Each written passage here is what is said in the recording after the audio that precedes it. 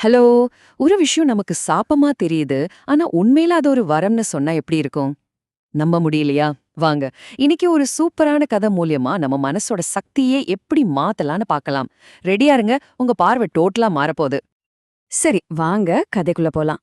ஒரு ஊர்ல ரொம்ப ஏழையான ஒரு பால் வியாபாரி இருந்தாரு. பாவம், ரொம்ப கஷ்டப்பட்டு தான் வாழ்க்கைய ஓட்டிட்டு இருந்தாரு. அவர்கிட்ட மொத்த சொத்து என்ன தெரியுமா? ஒரே ஒரு பசுமாடு தான். அது குடுக்கற கொஞ்ச நஞ்சு பால்ல வர வருமானம் குடும்பத்தை நடத்தவே பத்தல.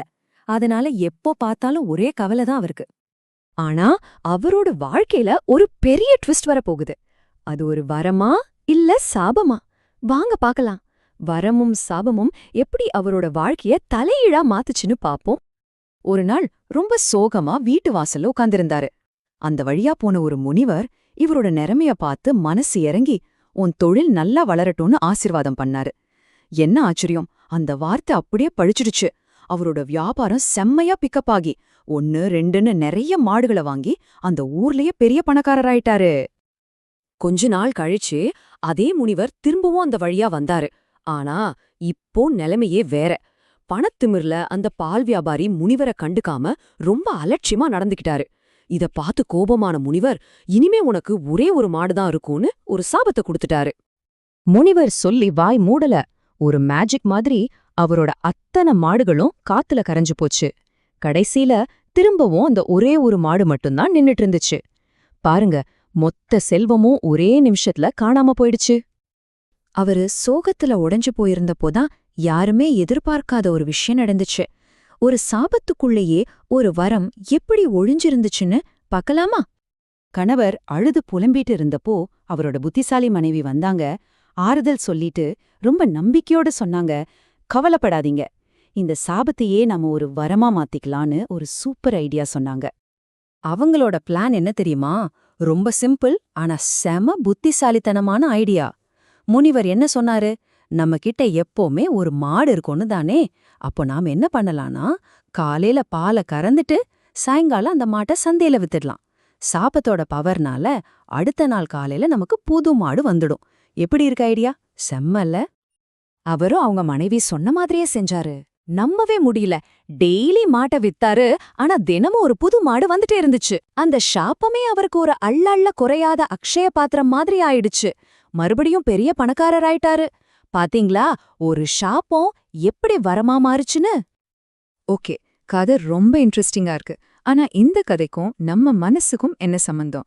இப்போதான் நாம இந்த பகுப்பாய்வோட முக்கியமான கட்டத்துக்கு வரோம். சோ கொஞ்சம் கவனமா கேளுங்க.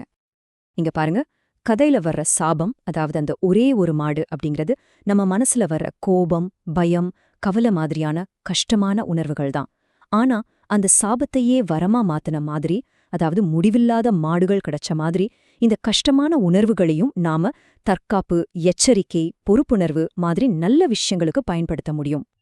சரி, இந்த உணர்வுகளோட இன்னொரு பக்கத்தை, அதாவது அதோட பாசிட்டிவ் சைட நம்ம வாழ்க்கையில எப்படி அப்ளை பண்றதுன்னு பார்க்கலாம் வாங்க.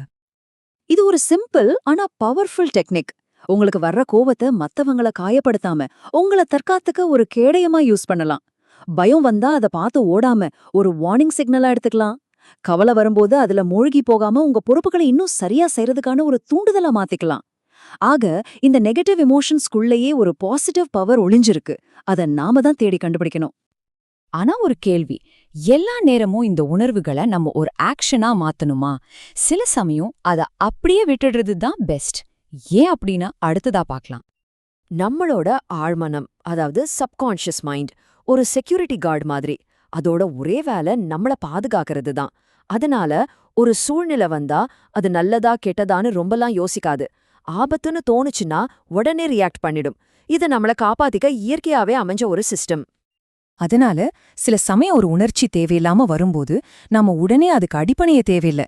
அது அந்த சூழ்நிலைய பத்தின ஒரு சிக்னல், ஒரு அலர்ட்டன் மட்டும் புரிஞ்சுக்கிட்டா போதும். அந்த சிக்னலை வச்சு என்ன பண்றதுங்கிற கண்ட்ரோல் நம்ம கையில தான் இருக்கு. ஒருவேளை ஒரு இமோஷன் அந்த நேரத்துக்கு தேவையில்லைன்னு தோணுச்சுன்னா இந்த சிம்பிள் ஸ்டெப்ஸை ஃபாலோ பண்ணுங்க. முதல்ல, ஓகே, எனக்கு இப்போ கோபம் வருதுன்னு அதை ஏத்துக்கோங்க. 2வது, அது ஏன் வருது, அந்த சூழ்நிலைய பத்தி என்ன சொல்லுதுன்னு புரிஞ்சுக்கோங்க. 3வது, இதுதான் ரொம்ப முக்கியம், அதையே நினைச்சு நினைச்சு அதுக்கு அதிக எனர்ஜி கொடுக்காதீங்க. நீங்க அதை கண்டுக்காம விட்டாலே போதும், அதுவே தானா போயிடும். சோ இந்த முழு பகுப்பாய்வுல இருந்து நம்ம எடுத்துக்க வேண்டிய முக்கியமான மெசேஜ் என்னன்னா, உங்க மனசுல வர்ற சாபங்களை வரமா மாத்துற சக்தி அது வேற யார்கிட்டயும் இல்ல, அது உங்ககிட்டயே தான் இருக்கு. இப்போ கடைசியா உங்களுக்கான ஒரு கேள்வி. உங்க வாழ்க்கையில நீங்க சாபம்னு நினைக்கிற எந்த ஒரு உணர்வை இனிமேல் ஒரு வரமா மாத்த போறீங்க? யோசிங்க.